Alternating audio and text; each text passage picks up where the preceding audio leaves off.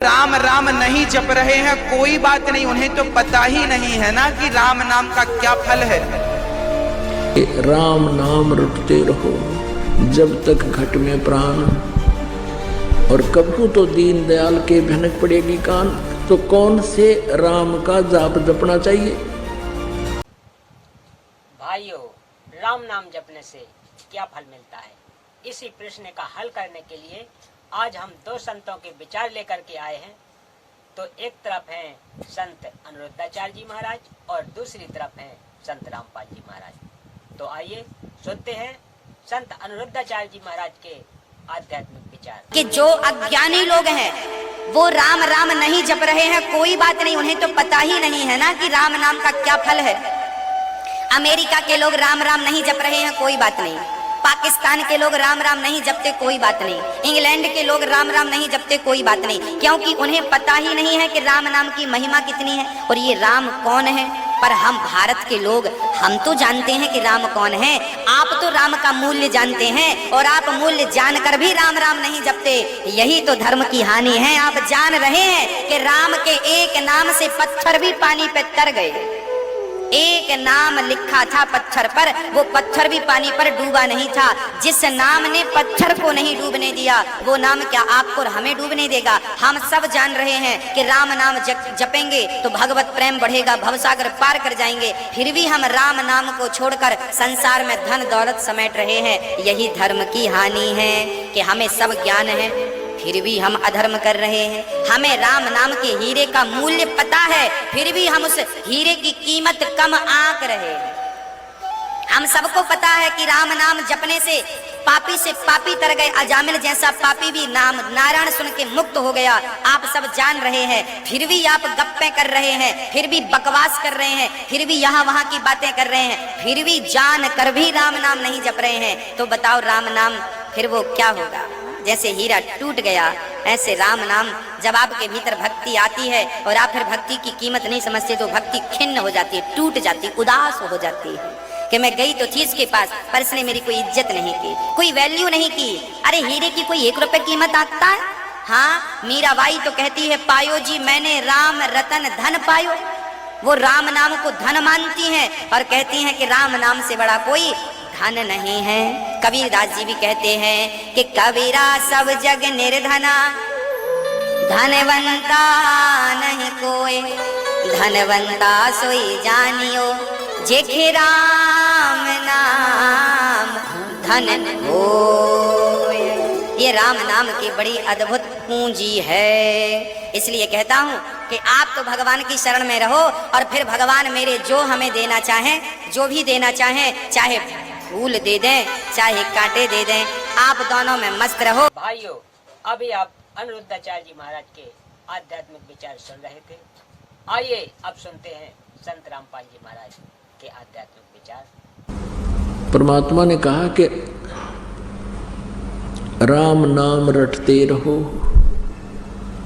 परमेश्वर ने स्वयं ही हमें एक तत्वदर्शी संत बनकर हमें समझाया है, अपना ही डबल रोल करके कहा है कि राम नाम रटते रहो जब तक घट में प्राण, और कभू तो दीन दयाल के भनक पड़ेगी कान। तो कौन से राम का जाप जपना चाहिए?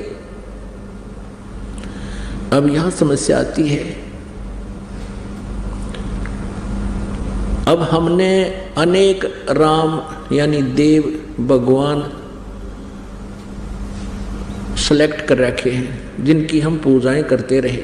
भगवान ब्रह्मा जी जो रजोगुण हैं, भगवान विष्णु जी जो सतोगुण हैं, भगवान शिव जी जो तमोगुण हैं। ये हमारे पवित्र हिंदू धर्म के प्रधान देवता हैं।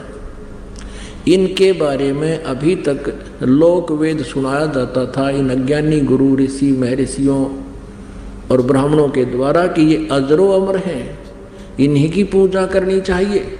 अब हमने राम सेलेक्ट करना है, हमने भगवान सेलेक्ट करना है किसकी पूजा करनी चाहिए, जिससे हमारा जन्म और मृत्यु का रोग नाश होए। जिस भगवान की भक्ति से हमारे शुभ संस्कार बने, अशुभ संस्कारों का नाश हो, हमारे प्रारब्ध के पाप कर्मों का नाश हो।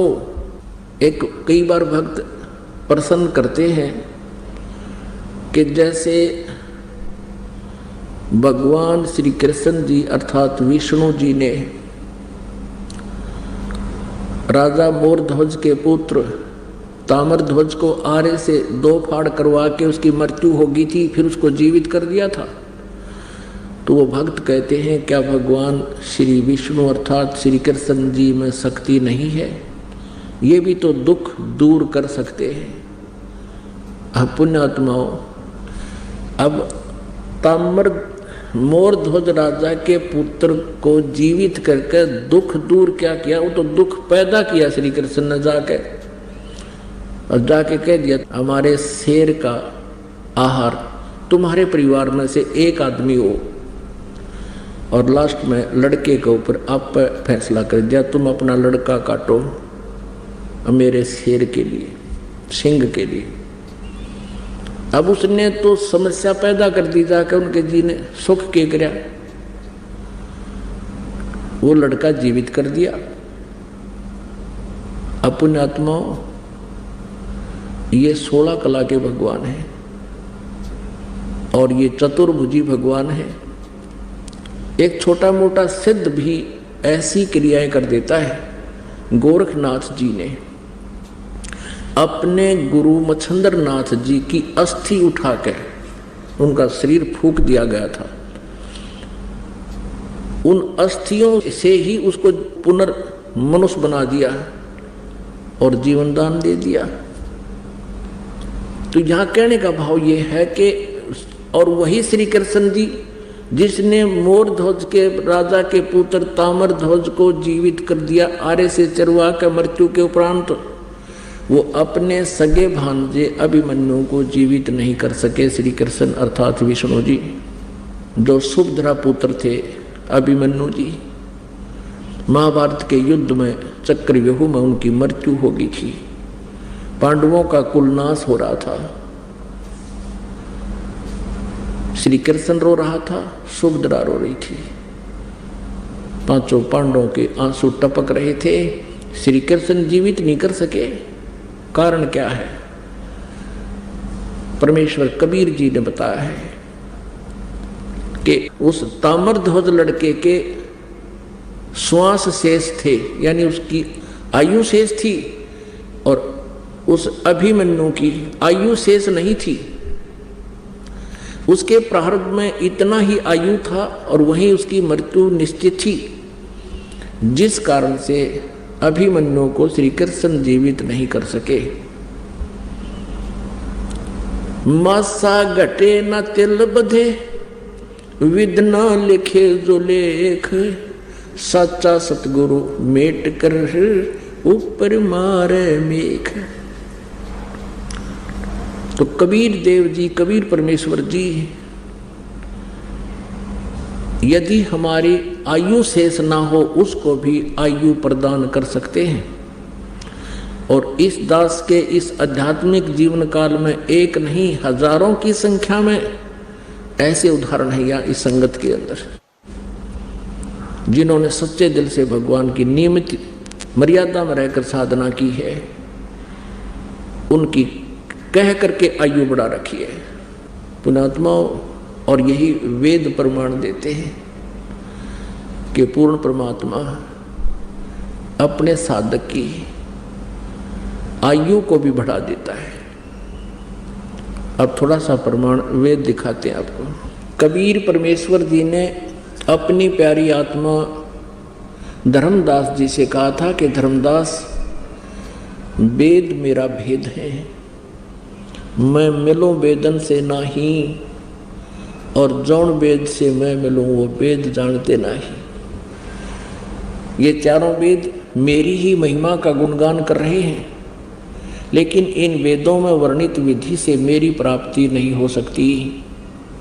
और जौन से वेद में, जौन से सदग्रंथ में, यानी सच्चिदानंद घन ब्रह्म की वाणी में सूक्ष्म वेद में, उसको सूक्ष्म वेद बोलते हैं, सूक्ष्म वेद में परमात्मा कबीर देव जी के वाणी की पूरी विवरण है, और वो वाणी, वो सूक्ष्म वेद परमात्मा ने अपने मुख कमल से, अपने मुखारविंद से स्वयं ही बोलकर सुनाया और लिपिबद्ध करवाया हुआ है। यही प्रमाण गीता जी अध्याय नंबर 4 के श्लोक नंबर 32 में है कि अभी तक अर्जुन तूने अध्याय 4 के 25 से लेकर 31 तक श्लोकों में जो भी जिस इस प्रकार की साधनाएं साधक करते हैं वो देखी सुनी, लेकिन उस सच्चिदानंद घन ब्रह्म की वाणी में ब्रह्मणे मुखे इन अज्ञानी अनुवादकर्ताओं ने यहाँ गलत कर रखा अनुवाद, या अनुवाद गलत कर रखा है। ब्रह्मणे मुखे का अर्थ लिख दिया इन्होंने वेद की वाणी नहीं, सच्चिदानंद घन ब्रह्म की वाणी। गीता जी अध्याय नंबर 17 के श्लोक नंबर 23 में ब्रह्मणे का अर्थ इन्होंने लिखा है सच्चिदानंद घन ब्रह्म अर्थात परम अक्षर ब्रह्म। यहाँ चौथे अध्याय के 32वें श्लोक में ब्रह्मणे मुखे का अर्थ है सच्चिदानंद घन ब्रह्म की वाणी, यानी कबीर वाणी में सूक्ष्म वेद में बहुत विस्तार के साथ आध्यात्मिक यज्ञों की जानकारी है। यज्ञ माने धार्मिक अनुष्ठानों की जानकारी है, वो तत्व ज्ञान है। गीता जी अध्याय नंबर 4 के श्लोक नंबर 34 में कहा कि उस तत्व ज्ञान को जो सूक्ष्म वेद में है, तत्वदर्शी संतों के पास जाकर समझ। वो तत्वदर्शी संत उस परमात्म तत्व के बारे में जानकारी देंगे। तो उस परमेश्वर ने कहा था कि जौन वेद से मैं मिलूं वो सूक्ष्म वेद है, वो सच्चिदानंद घन ब्रह्म की वाणी है। कहते वो इन चारों वेदों में नहीं है, वह वेद जानते